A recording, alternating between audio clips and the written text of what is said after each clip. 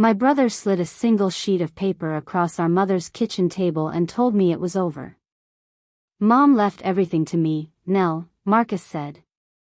The house, the accounts, all of it. I know it's hard to hear. We had buried her 4 days earlier. The casseroles from the neighbors were still in the refrigerator. And here he was, calm as a man reading a weather report, telling me that the woman who raised us both had decided, somewhere near the end, that one of her 2 children deserved nothing. I am 63 years old. I spent 31 of those years as a school librarian, and the rest of them, it sometimes feels, learning how to lose people quietly.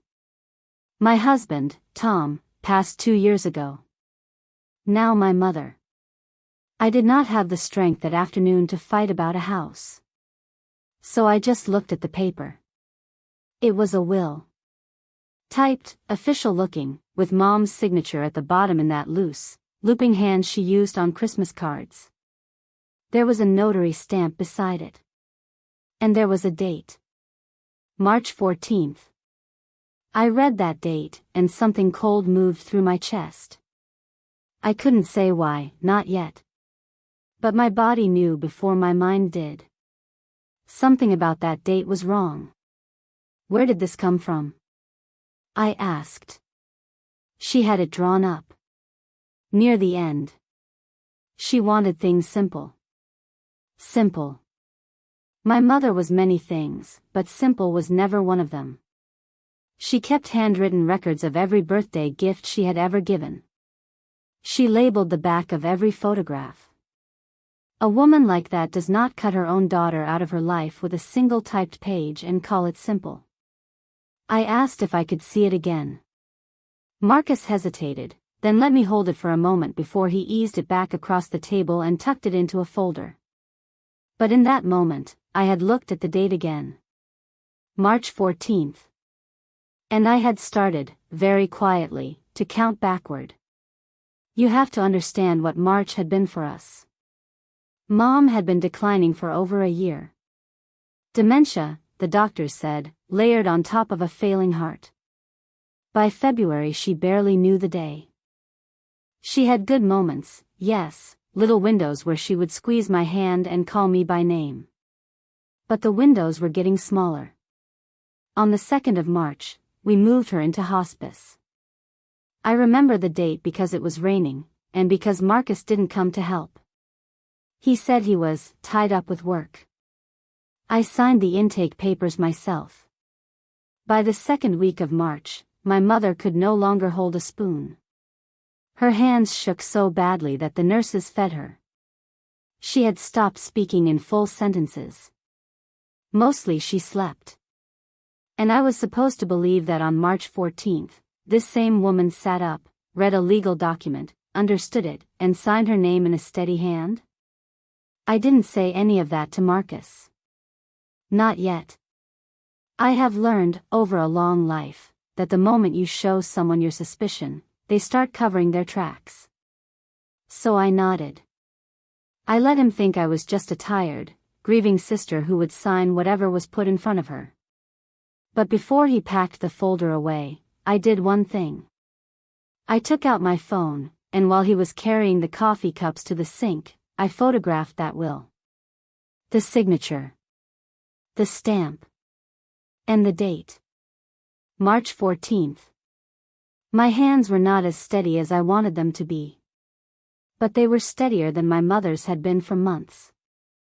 That night I couldn't sleep, so I did what librarians do. I started checking facts. I pulled out the folder of hospice paperwork I'd kept. The intake date was clear, March 2nd. I found the little spiral notebook where I'd written notes after each visit, the way you do when you're trying to hold on to someone who is slipping away. March 9th, Mom didn't know me today. Cried a little. Nurse said this is normal. March 12th, she held my hand. Couldn't speak. Hands shaking badly. March 14th, I wasn't there in the afternoon. Diane's school play. That last note stopped me cold. March 14th. The afternoon. I had been at my granddaughter's school play, 2 towns over. I remembered it because I'd felt guilty for leaving. So I hadn't been at the hospice when, according to that will, my mother supposedly signed away her entire estate. And another thing scratched at me. A will needs a notary. A notary doesn't just appear. Someone had to bring one to a hospice room. Someone had to arrange it. Nobody had told me. Not the nurses. Not Marcus. No one had ever mentioned a lawyer or a notary coming to see my mother. But I knew something most people don't think about. Hospice facilities keep a visitor log. Every person who walks in signs their name and the time. If a notary had come on March 14th, his name would be in that book. I wrote myself a note, call hospice. Ask for the visitor log. Then I called my daughter, Diane. Diane is 40, sharp as a tack, and she loved her grandmother fiercely. When I told her what Marcus had said, she went very quiet on the phone. That doesn't sound right, Mom, she finally said. Grandma couldn't even sign her own birthday card in February. You showed me. Her hand just trailed off the page. I know. So how did she sign a will in March? That's what I intend to find out. The next morning I called the hospice. I explained, calmly, that I was the daughter who had handled the intake, and that I needed a copy of the visitor's sign-in log for my mother's room for the first half of March, for the estate. The administrator was kind. She said it would take a few days but she could provide it. While I waited, I drove out to see Carol. Carol had been my mother's neighbor for 30 years. When Mom went into hospice, Carol visited her almost every other day, sitting and reading to her even when Mom couldn't respond. If anyone outside the family had been near my mother that month, it was Carol. I sat in her kitchen and asked, as gently as I could, whether she had ever seen a lawyer or a notary visit Mom. Carol frowned. A notary? No, honey. I never saw anything like that. It was nurses, Diane sometimes. She paused. There was one man, though. Came once, near the end. Wasn't a doctor. Marcus brought him. Do you remember his name? No. But Marcus called him Boyd, I think. Said he was an old friend helping with paperwork. Boyd. I drove home with that name sitting in my chest like a stone. Because I had never heard my brother mention a friend named Boyd in my life. And right then, my phone buzzed. It was Marcus. Heard you've been calling the hospice, he said. His voice was light, but the lightness was a costume. Nell, let Mom rest. Don't go digging up paperwork. It won't bring her back. I had never told him I'd called the hospice. Which meant someone there had told him. Which meant my brother was watching to see if I would pull on this thread. So I pulled harder. The log arrived 4 days later in a plain envelope. I sat at my own kitchen table this time and ran my finger down the column of names and dates. Nurses. Carol. My own name, again and again. Diane. And then March 14th.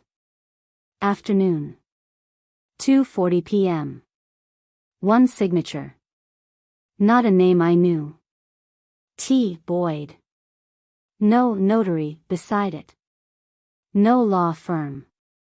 Just a name and a time, in handwriting that pressed hard into the page. The same afternoon I'd been at Diane's school play. The same afternoon my mother had supposedly signed a perfect, legal will. I called Diane and read her the name. I heard her start typing. Mom, she said after a minute, and her voice had changed. I found a T. Boyd. Thomas Boyd. He used to be a notary in the county. Used to be. His license was revoked. 3 years ago. For falsifying documents. She was quiet for a second. "Mom, this man wasn't allowed to notarize anything. And Grandma's will has a notary stamp on it. A disbarred notary. Brought to my dying mother's bedside by my brother. On an afternoon when no one in the family was there to see." I sat with that for a while. I kept turning it over, looking for the innocent version of it, the way you do when the ugly version belongs to someone you love. Maybe Boyd really was a friend. Maybe the stamp was old and Marcus didn't know. I wanted those things to be true. I wanted them so badly that I almost talked myself into setting the log back in its envelope and letting it go. But I kept hearing my mother's voice from years before, when she taught me to balance a checkbook at this very table. "Nell," she used to say, "numbers don't have feelings. That's why you can trust them." The numbers in front of me did not care that Marcus was my brother. They only told me what had happened. I should have felt triumphant. Instead I felt sick. Because every answer I found only made the picture uglier. This wasn't a misunderstanding. This was a plan. And I was only beginning to see how deep it went. Marcus came to see me 2 days later, and this time he didn't bother with the weather report voice. He sat in my living room, the one Tom and I had picked the paint for, and he set a check on the coffee table. $20,000. "I know this has been hard," he said. "I want to make it right. Mom would have wanted you taken care of. Take this. We move on. No lawyers, no fighting." I looked at the check, and I won't lie to you. I am a widow on a fixed pension. $20,000 is not a small thing in my life. For one long moment, I felt the pull of it. How easy it would be. How tired I was. Then he handed me a second piece of paper to sign. I read it slowly, the way I'd taught 1,000 students to read anything that mattered. It was a waiver. And buried in the careful language was one sentence that admitted the will was valid and gave up any right I had to ever challenge it. The $20,000 wasn't a gift. It was a purchase. He was buying my silence, and the price of it was the truth. "Let me think about it," I said. His jaw tightened. For just a second, the charming brother was gone, and someone else looked out through his eyes. Then he smiled and said, "Of course. Don't take too long." He left the check. I did not cash it. Instead, the next morning, I went to the bank. My mother and I had shared a small joint account for years, set up so I could pay her bills as she got worse. I still had access to her statements. I had never looked closely. Grief makes you avoid certain drawers. I opened them now. What I found made my hands shake the way hers used to. Over the last year of her life, $48,000 had moved out of my mother's accounts and into my brother's. The transfers were labeled, in tidy little notes, "Caregiver fees." Caregiver fees. Marcus, who didn't come to the intake. Marcus, who was tied up with work every time she needed a hand. Marcus had been paying himself to care for a mother he barely visited, and no one had ever told me. I thought back over the last year with new eyes. The Thanksgiving he skipped because of a client emergency.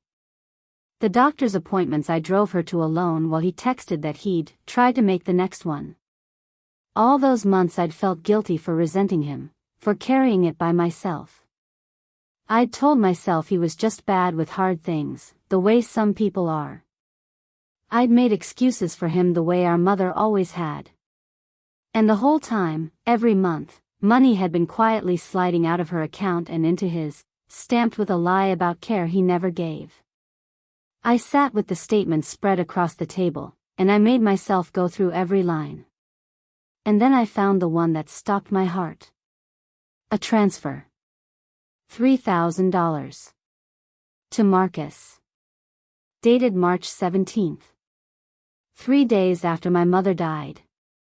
A dead woman cannot move money. But someone with access to her accounts can. My brother hadn't just been draining her while she was alive. He'd kept reaching into her accounts after she was gone. I photographed every page. Then I called the one person I should have called from the start. An estate attorney. His name was Robert Family, and he had a quiet office and patient eyes. I laid it all out for him. The will. The date. The visitor log. Thomas Boyd, the disbarred notary. The bank transfers, including the one dated after her death. He listened without interrupting, taking notes. When I finished, he set down his pen. "Mrs. Hartley," he said. "First, a valid will gets filed with the probate court. I checked before you arrived. No will has been filed for your mother. Anywhere. It was never filed? No. Which means whoever holds it has been keeping it private, probably to pressure family members into agreements before a court ever sees it." He tapped the photo of the stamp. "And this notary seal. The commission number on it was revoked years ago. A revoked seal on a will is not a clerical error. It's forgery. Forgery." He said the word plainly, the way the brain file might say a fact is a fact. I asked the question I'd been circling for 2 weeks. "Mr. Family. My mother died on March 14th. In the morning. I have the death certificate. How could she sign a will that afternoon?" He looked at me for a long moment. "She couldn't," he said. "Whoever signed that will, signed it after she was already gone. I had known it, I think, from the first cold second I read that date across the kitchen table. But hearing it said out loud, in a lawyer's office, made it real in a way I will never forget. My mother died on the morning of March 14th. The hospice nurse had called me at 9:40 that morning. I had driven to the school play afterward in a fog, because Diane begged me not to disappoint my granddaughter, and because sitting alone in my house felt unbearable. And that afternoon, at 2:40, a disbarred notary named Thomas Boyd walked into a hospice room where my mother no longer was, and a will appeared bearing her signature, dated that very day. The date on the will said she was already gone. That evening, Marcus came to my door. He must have heard I'd seen a lawyer. The town is small that way. He didn't sit down. He stood in my entryway, and the costume was gone now, all of it. "What do you think you're doing, Nell?" "I know when Mom died, Marcus. I know what time. And I know what that will says." For a second I thought he might explain it away, the way he'd explained everything our whole lives. Instead, his face went hard and tired, and he said the thing I'll carry to my own grave. "You were never going to take care of her anyway." As if that were an answer. As if neglect he invented could justify what he'd done. I looked at my younger brother, the boy I used to walk to school, and I felt something settle in me. Not rage. Something quieter and far more final. "Be at Mr. Family's office Thursday," I said. "Or don't. The papers will say the same thing either way."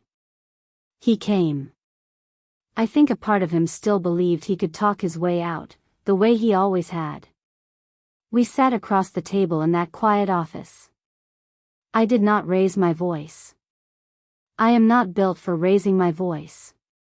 Instead, one by one, I laid the pages down. The death certificate. March 14th, 9:40 a.m.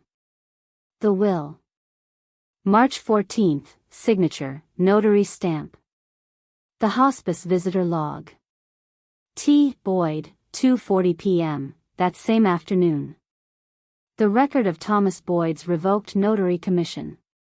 The bank statements. $48,000 in caregiver fees. And the $3,000 transfer dated 3 days after she died. Marcus looked at the pages. He said the stamp was a mix-up. He said Boyd was just a friend. He said the caregiver fees were agreed to, that I just didn't know because I was never around. And then, when Mr. Family quietly asked him to explain how a woman could sign a document the afternoon after her death, my brother stopped talking. He sat in silence for a long time. The kind of silence that is its own confession. Finally he stood. He buttoned his coat. He looked at me, and there was no apology in his face, only a kind of exhaustion. "Do what you have to do," he said. And he walked out. It did not end with a courtroom victory and a swelling of music. Real things rarely do. The will was voided. A forged document signed in a dead woman's name has no power, and Mr. Family made sure the probate court saw all of it. With no valid will, my mother's estate passed the way the law intends when someone leaves no instructions. Split between her 2 living children. The house. The accounts. Divided in half. Half. After everything, my brother still received half.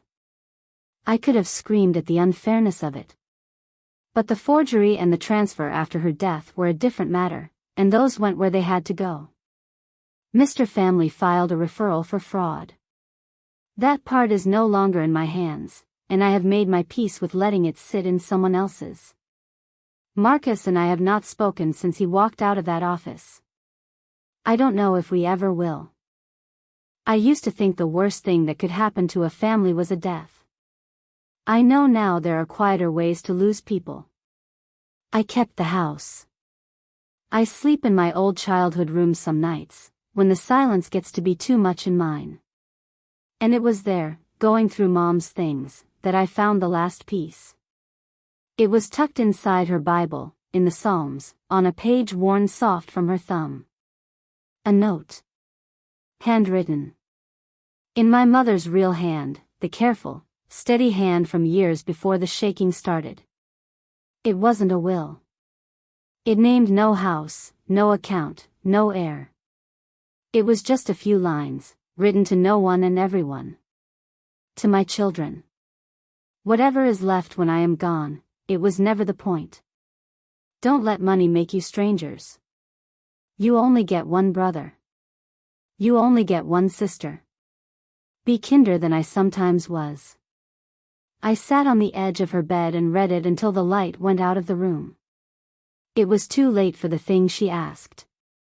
Marcus and I are strangers now, and a note found in a Bible cannot undo a forged signature or a transfer made after her death. The law will do what the law does, and I will not stand in its way. But something in me loosened, reading her real words in her real hand. Because for 2 weeks I had been chasing a lie my mother never told. The will was never hers. The cruelty was never hers. The last true thing she left behind was not a document at all. It was a wish that we be kind to each other. I couldn't give her that with Marcus. But I could carry it forward. I framed the note. It hangs in the hallway of the house now, where I see it every morning. People ask me sometimes if I'm angry. I tell them the truth. I was, for a while. Now I am mostly something steadier than anger. I know what happened. I have the pages that prove it. My mother's name is clean, and so is mine. The date on that will said she was already gone. And she was. But she left behind exactly one honest line, and I am the daughter who found it. That, in the end, was the only inheritance I needed.